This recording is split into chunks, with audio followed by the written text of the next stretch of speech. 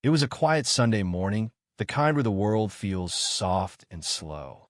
I was pouring coffee, still in my old flannel robe, when a chainsaw's scream tore through the air. At first, I figured it was just the neighbors pruning their trees again. But then I glanced out my window, and my heart stopped. 3 men in bright orange vests were stomping across my land like they owned it. One had a measuring wheel, another clutched a clipboard, and the third was rev-vying a chainsaw inches from the oak tree I'd planted with my dad before he passed. Right in the middle of it all stood Linda Harper, the HOA president, barking orders like a drill sergeant, her clipboard while vying like a battle flag. My blood boiled. I tossed my coffee onto the grass, didn't even bother with shoes, and stormed outside, ready for war. This wasn't just any land. I'd inherited it from my father, a stubborn man who bought it long before the HOA's fancy houses started creeping closer. Our little cabin, built with our own hands, sat just outside their boundary, and we liked it that way. We paid our taxes, kept to ourselves, and never had trouble until Linda took over the HOA last year.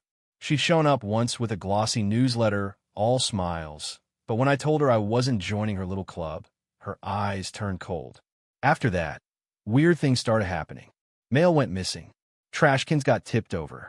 Once, I found a laminated violation notice tacked to my shed. I laughed it off, even showed it to Sheriff Daniels, who just shook his head and said she was testing the waters. I thought she'd move on.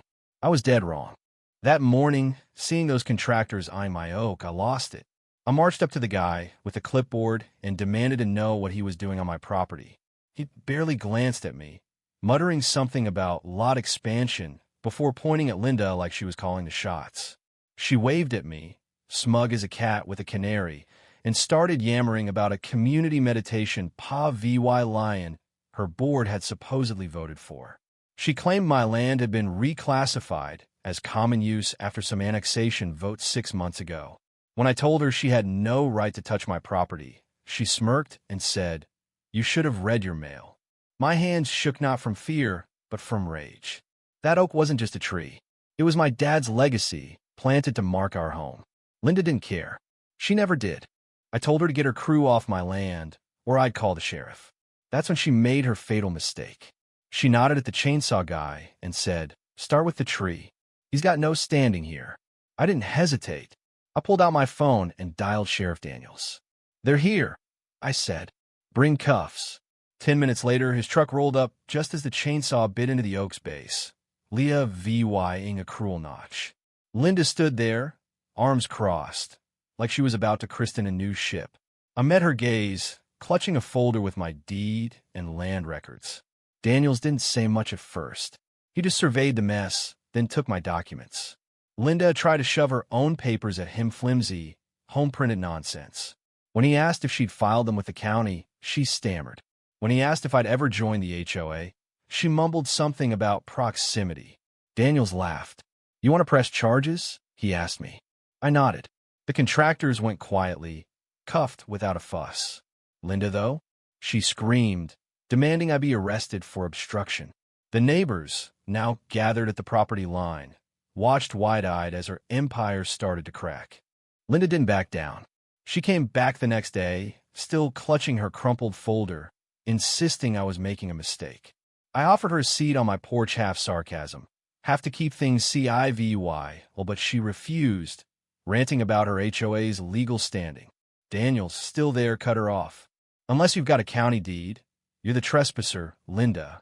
I brought out my firebox, the 1970 deed, notarized, a 2006 survey, an aerial photo showing my land free of HOA clause. Linda's face twitched as she scanned them, searching for a loophole. She claimed the land was transitional, but Daniel shut her down. "No such thing," he said. She stormed off, vowing to return with her lawyer. I told her to bring whoever she wanted to answer to more than just me. That night, I dug through my dad's old files. He'd seen this coming. Years ago, he'd written a letter to the HOA, notarized and filed, declaring our land untouchable. I smiled. Dad always played chess while others played checkers. The next morning, the chainsaw contractor showed up, nervous. He apologized, said Linda had hired them through a shady third party, paid cash, and told them not to talk to me. He was GIVYing his statement to Daniels, and I thanked him. At the county office, I got a letter confirming no annexation existed. Linda's vote was a fantasy. She emailed me that night. Subject, final chance to resolve peacefully. I printed it, filed it under EVY Denke, and kept building my case. Then came the showdown. Linda returned with a circus HOA, board members, folding tables, even a bullhorn. She called my name like a judge summoning a criminal, claiming I'd skipped mediation meetings. I stood at my fence line and warned her, one step over, and it's court. She kept talking, spinning a tale of neighborhood unity I was supposedly ruining. But I was ready. My neighbor, Mrs. Ellis, walked up with a laptop and speaker. She played a recording from her porch camera. Linda's voice, clear as day, saying, "We'll fake the vote. He won't know." The board froze. One member stepped back, another gaped. Linda screamed it was doctored, but Mrs. Ellis calmly said she'd sent it to Daniels. The tide turned. Jerry, the HOA VYC president, stood up, revealed no bylaws allowed forced annexation, and quit on the spot, dropping his badge. Two others followed. The crowd neighbors drawn by the noise saw Linda's mask slip. Daniels arrived, in VY Ted by Jerry. Linda tried to have me arrested for slander, but he just asked if she wanted to make a statement for the investigation. She went pale. Alone, without her bullhorn, she looked small. I told her to bring a lawyer next time and a miracle. The neighborhood buzzed. People I'd never met left pies, honked in support. But I knew Linda wasn't done. She was too proud to quit. Then the contractors talked. The measuring wheel guy showed me fake emails Linda sent, complete with a bogus county logo. She'd offered bonuses to rush the job, banking on my silence.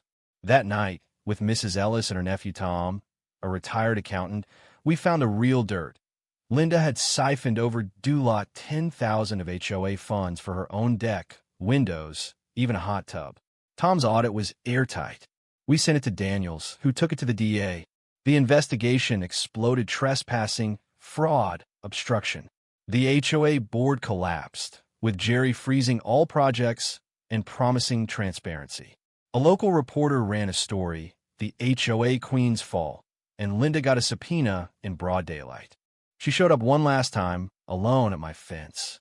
Her voice was too calm, offering to work together. I pointed to my new sign, "No trespassing. Federal investigation ongoing." She left without a word. In court, the truth crushed her.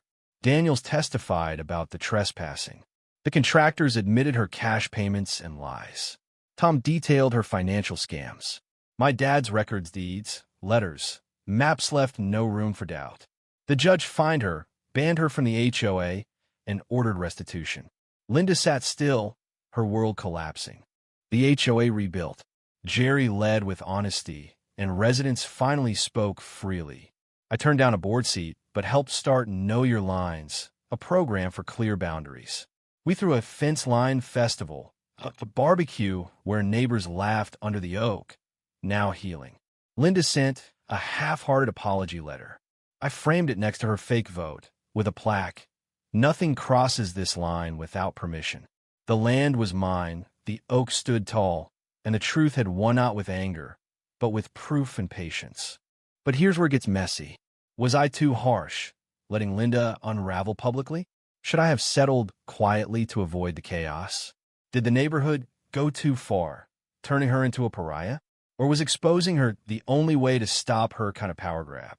Would you have done fought like I did, or played it safe? Drop your thoughts below, hit that like button if you're Team Oak, and subscribe for more stories where truth takes on tyrants. Let's hear it. What's your line in the sand?